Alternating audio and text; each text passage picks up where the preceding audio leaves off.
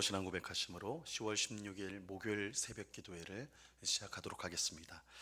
전능하사 천지를 만드신 하나님 아버지를 내가 믿사오며 그 외아들 우리 주 예수 그리스도를 믿사오니 이는 성령으로 잉태하사 동정녀 마리아에게 하시고 본디오 빌라도에게 고난을 받으사 십자가에 못 박혀 죽으시고 장사한 지 사흘 만에 죽은 자 가운데서 다시 살아나시며 하늘에 오르사 전능하신 하나님 우편에 앉아 계시다가 저리로서 산자와 죽은 자를 심판하러 오시리라. 성령을 믿사오며 거룩한 공예와 성도가 서로 교통하는 것과 죄를 사하여 주시는 것과 몸이 다시 사는 것과 영원히 사는 것을 믿사옵나이다. 아멘. 우리 찬송가 265장, 찬송가 265장 주 십자가를 지심으로 우리 같이 찬송하도록 하겠습니다. 찬송가 265장, 이전 통일 찬송가는 199장 찬송입니다.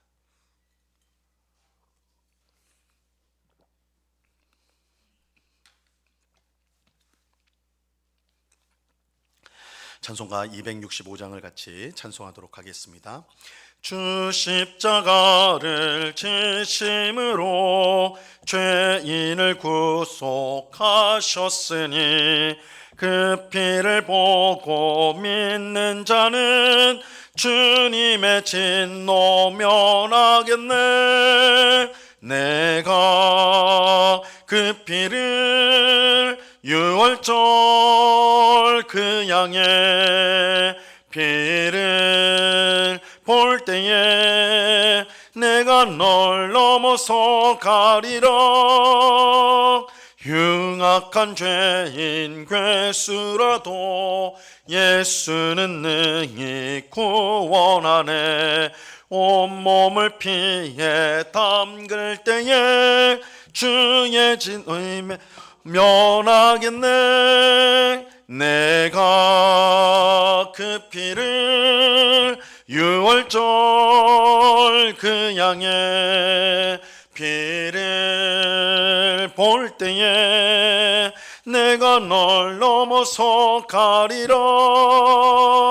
심판할 때에 모든 백성 행한 일대로 보응받네. 주님의 피로 죄 씻으면 주님의 진노 면하겠네. 내가 그 피를 유월절 그 양의 피를 볼 때에 내가 널 넘어서 가리라. 구주의 사랑 크신 은혜 보혈의 능력 의지하세. 심판의 불이 내릴 때에 주님의 진노 면하겠네. 내가 그 피를 유월절 그 양의 피를 볼 때에 내가 널 넘어서 가리라. 아멘. 같이 기도하겠습니다. 참 좋으신 아버지 하나님, 감사합니다. 오늘도 저희들을 단잠에서 깨워주시고 은혜 주셔서 기도의 자리로 나오게 하시니 감사합니다. 이 시간에도 귀하신 주님, 우리의 모든 형편과 상황을 아시오니 하나님의 뜻에 합당한 삶을 살기를 소원하는 저희들을 꼭 붙들어 주셔서 우리의 마음을 새롭게 하여 주시고, 또한 우리가 행하는 모든 일들, 우리가 하는 또한 내뱉는 모든 말들, 정말로 주님 보시기에 합당한 말과 또한 행동과 우리의 생각이 되도록 주님께서 은혜를 내려 주시옵소서. 아버지 하나님, 세상의 헛된 것들에 굴복하며 세상의 헛된 것들을 욕망하며 쫓아가는 것이 아니라 영원하신 하나님과 영원하신 하나님 나라의 소망을 두고 하나님 나라를 바라보며 오늘도 믿음의 삶을 힘있게 살아가는 저희가 되게 하여 주옵소서. 이를 위해 저희들을 오직 성령으로 충만하게 하여 주옵소서. 성령이 우리를 온전히 다스려 주셔서 우리의 삶 가운데 성령의 아름다운 열매를 풍성히 맺어 하나님께 영광을 돌리게 하옵시고, 우리 이웃들에게 유익을 끼치는, 이웃을 섬기는 삶을 살아가는 저희 모두가 되게 하여 주시옵소서. 아버지 하나님, 오직 주님만이 우리의 참된 만족이 되십니다. 이 세상의 모든 것을 가진다 할지라도, 내가 하고 싶은 모든 것을 한다 할지라도, 우리가 하나님께서 우리와 함께 하지 않는다면, 하나님의 은혜가 우리 가운데 있지 않다면 우리는 만족할 수 없음을 아오니, 오직 주님으로 인하여 만족하고 기뻐하며 감사하는 저희 모두가 될 수 있도록 주장하여 주시옵소서. 이 시간 주의 말씀을 듣고자 합니다. 성령 하나님께서 밝히 조명하여 주셔서 말씀의 뜻을 잘 깨닫게 하옵시고, 말씀의 빛이 우리의 길에 비추어 우리가 잘못되고 엉뚱한 길로 가지 않고 하나님을 기쁘시게 하는 길로 힘있게 전진해 나아가는 저희 모두가 되도록 은혜 내려 주시옵소서. 언제나 우리와 함께 하시는 주님께 감사와 찬송을 올려드리며 예수 그리스도의 이름으로 기도드리옵나이다. 아멘. 우리 하나님 말씀을 다 같이 봅니다. 요한복음 19장 12절에서 16절까지의 말씀을 우리가 다 같이 보도록 하겠습니다. 요한복음 19장 12절에서 16절까지의 말씀입니다.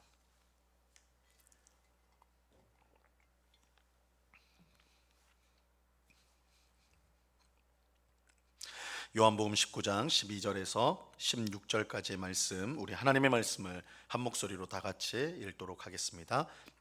같이 읽습니다. 시작. 이러함으로 빌라도가 예수를 놓으려고 힘썼으나 유대인들이 소리질러 이르되 이 사람을 놓으면 가이사의 충신이 아니니이다. 무릇 자기를 왕이라 하는 자는 가이사를 반역하는 것이니이다. 빌라도가 이 말을 듣고 예수를 끌고 나가서 돌을 깐 뜰 히브리 말로 가바다에 있는 재판석에 앉아 있더라. 이 날은 유월절의 준비일이요 때는 제6시라. 빌라도가 유대인들에게 이르되 보라 너희 왕이로다. 그들이 소리 지르되 없이 하소서 없이 하소서, 그를 십자가에 못 박게 하소서. 빌라도가 이르되 내가 너희 왕을 십자가에 못 박으랴. 대제사장들이 대답하되 가이사 외에는 우리에게 왕이 없나이다 하니, 이에 예수를 십자가에 못 박도록 그들에게 넘겨주니라. 아멘. 우리는 지금 예수님이 빌라도 앞에서 재판받는 이야기를 살펴보고 있습니다. 빌라도는 예수님에게 죄가 없음을 알고 그를 놓아주려고 힘썼습니다. 하지만 종교 지도자들과 그들의 사주를 받은 백성들은 예수님을 죽여야 한다라고 주장을 하였어요. 오늘 본문 12절을 보세요. 이러함으로 빌라도가 예수를 놓으려고 힘썼으나 유대인들이 소리질러 이르되 이 사람을 놓으면 가이사의 충신이 아니니이다. 무릇 자기를 왕이라 하는 자는 가이사를 반역하는 것이니이다. 빌라도는 예수님을 놓으려고 힘썼지만 유대인들은 그를 죽이려고 힘썼습니다. 더욱이 유대인들은 빌라도에게 만약 당신이 예수를 놓아준다면 당신은 로마 황제의 충성스러운 신하가 아닙니다, 이렇게 말하였습니다. 왜냐하면 예수가 유대인의 왕이라고 주장하는 것은 로마 황제에게 반역하는 일인데, 이 일을 그냥 눈 감아준다면 이 로마 황제의 충신이라 할 수가 없다는 것이죠. 유대인들은 황제에 대한 충성심을 보이라고 빌라도를 협박했던 것입니다. 그래서 빌라도는 더 이상 예수를 풀어줄 방법이 없다고 생각을 하고 재판석에 앉아서 판결을 내리려 하였습니다. 13절을 보세요. 빌라도가 이 말을 듣고 예수를 끌고 나가서 돌을 깐 뜰 히브리 말로 가바다에 있는 재판석에 앉아 있더라. 이 재판석에 앉은 빌라도는 예수를 가리키면서 유대인들에게 보라 너희 왕이라 이렇게 말을 하였습니다. 14절에 보세요. 이날은 유월절의 준비일이요 때는 제6시라. 빌라도가 유대인들에게 이르되 보라 너희의 왕이로다. 이 빌라도가 이처럼 예수님을 가리켜 너희 왕이다 라고 하자 유대인들이 흥분하면서 소리를 지릅니다. 15절입니다.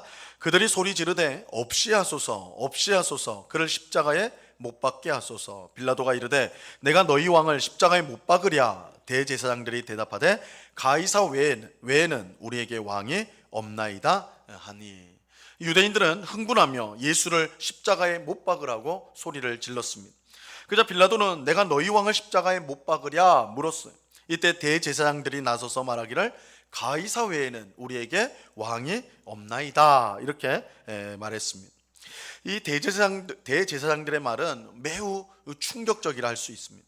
왜냐하면 하나님 나라의 백성인 유대인들이 할 수 있는 말이 아니기 때문입니다. 이스라엘의 진정한 왕이 누구십니까? 이스라엘의 진정한 왕이 누구예요? 하나님이시죠. 우리 구약 성경에서 계속해서 강조하는 것이 이스라엘의 왕은 하나님이시다. 이스라엘 왕은 하나님이시다. 그래서 이스라엘은 하나님을 왕으로 모신 이 세상의 유일한 민족, 나라였어요. 그래서 그들은 하나님 백성이라는 자부심이 매우 강했습니다. 그런데 지금 이스라엘의 최고 지도자라고 할 수 있는 대제사장들이 말하기를 가이사 외에는 우리에게 왕이 없습니다. 이 가이사는 로마 황제를 말하는 거예요. 로마 황제 외에는 우리에게 왕이 없습니다, 이렇게 말하는 것입니다. 이것은 이스라엘의 왕이신 하나님을 부정하는 말이고 무엇보다 그들 속에 있는 진심이 무엇인지를 보여주는 말이었습니다. 그들은 겉으로는 하나님의 백성이라고 말했지만 실제로는 막강한 힘을 가진 로마 황제를 그들의 왕으로 모시고 살았던 것입니다. 그들은 눈에 보이지 않는 하나님보다 눈에 보이는 로마 황제를 더 무서워하였습니다. 그들은 로마 황제가 주는 평화와 경제적 풍요함을 하나님이 주시는 평화와 풍요보다 더 귀하게 생각하였습니다. 그들은 말로는 하나님의 백성이라고 하면서 실제로는 로마 황제의 백성이 더 되고 싶어 했습니다. 이러한 사실이 가이사 외에는 우리에게 왕이 없다는 대제사장의 말에서 분명히 드러나는 것입니다. 그런데 불행하게도 오늘 우리에게도 이런 모습이 있을 수가 있습니다.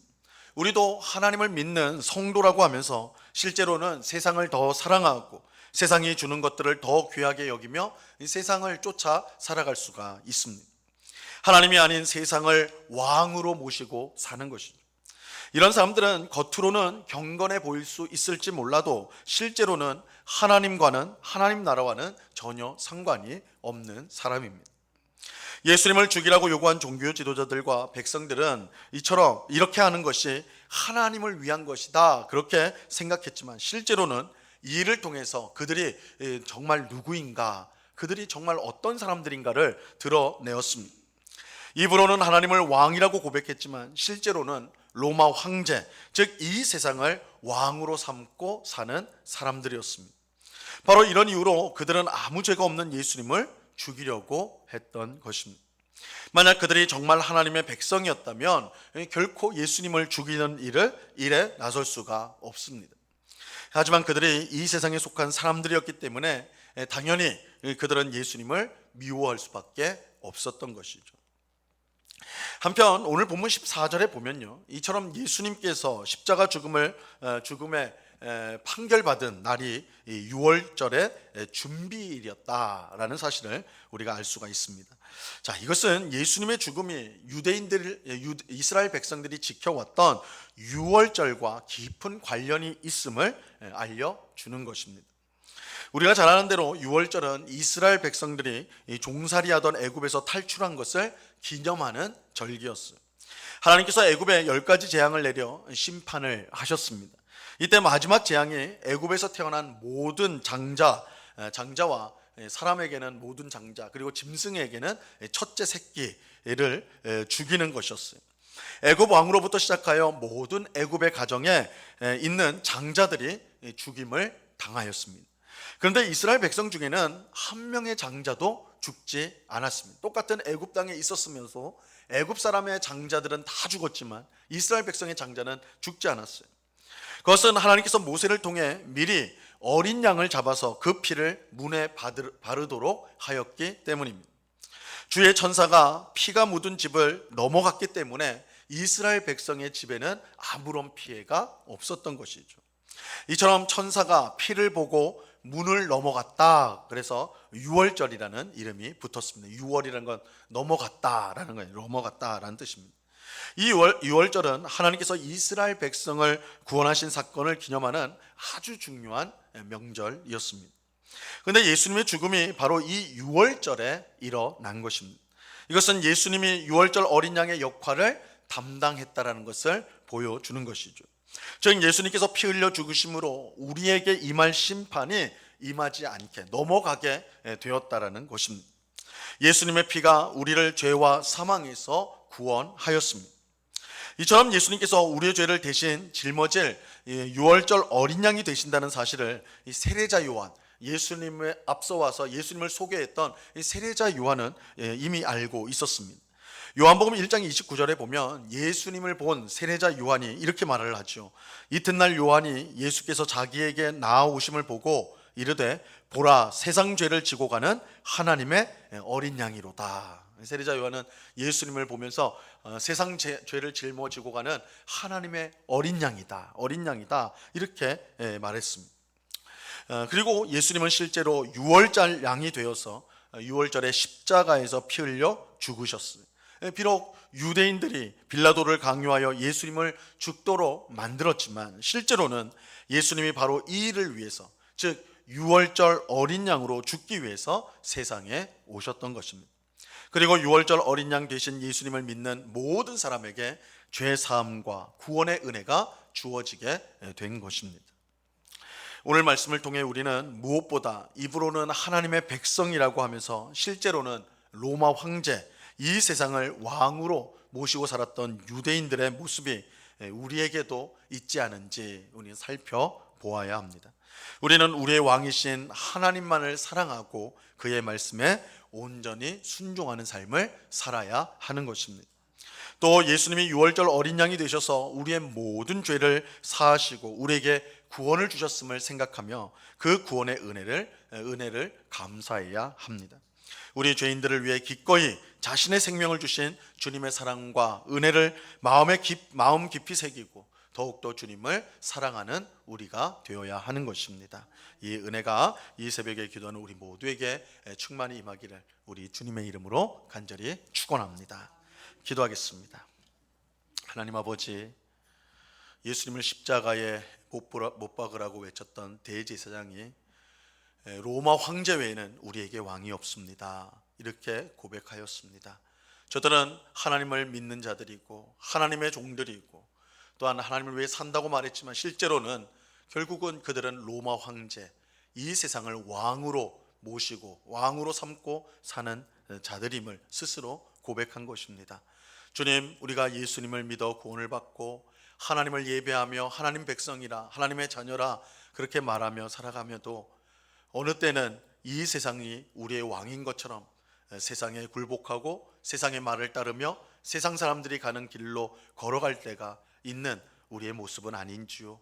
진짜 우리의 왕이 하나님인지 예수님인지 아니면 세상인지 우리 자신을 돌아보게 하여 주옵소서. 아버지 하나님, 우리의 유일한 왕은 하나님이시요 예수님이란 사실을 꼭 깨닫고 항상 하나님의 말씀에 순종하는 주의 백성 되게 하여 주시옵소서. 그저 입으로만 주여 주여 하는 것이 아니라 하나님의 말씀에 순종함으로써 우리가 하나님의 자녀요 백성인 것을 온전히 드러내는 저희가 될 수 있도록 주님 주장해 주시옵소서.